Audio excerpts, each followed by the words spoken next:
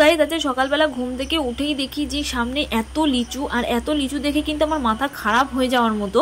তোমাদের এত লিচু দেখে কি মনে হবে যে কখন তোমরা খাবে, কত লিচু খাবে? কিন্তু আমার কিন্তু প্রথমে মাথায় আসলো যে একটা নতুন আইডিয়া। তো দেখো কত লিচু, মানে এইটাতেই শেষ নয়, আরও অনেক পেটি ছিল, 2-3টে পেটি ছিল। পরে জানতে পারলাম যে এটা আমার বোনের পার্সেল ছিল। আর বোন তো সকালবেলা ঘুম থেকে উঠে আগে লিচু দিয়ে শুরু করলো।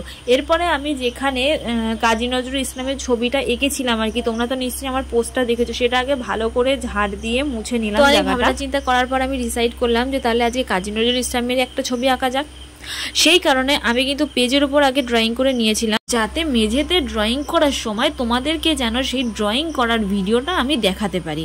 সেই কারণেই আমি পেজে এঁকে নিয়েছিলাম। আর মাঝখানে দেখো আমার বিড়াল আমার কোলে চলে আসলো, কারণ ও আমার কাছ থেকে আঁকা শিখে আমার মতোই ট্যালেন্টেড হতে চায়। এখন আমি ব্যাগ থেকে সমস্ত লিচুগুলো ঢেলে নেব। আর তোমাদের একটা কথা বলেই রাখি যে সমস্ত ফলের মধ্যে কিন্তু লিচু আমার সব থেকে বেশি ফেভারিট।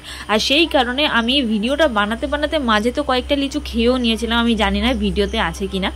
তো যাই হোক, তোমরা তো সবাই জানো যে নজরুলের টুপির রং কিন্তু সাদা হয়। সেই কারণে আমি ভাবলাম যে লিচুগুলো যদি ছুলে দিই তাহলে টুপিটা ঠিকঠাক হবে।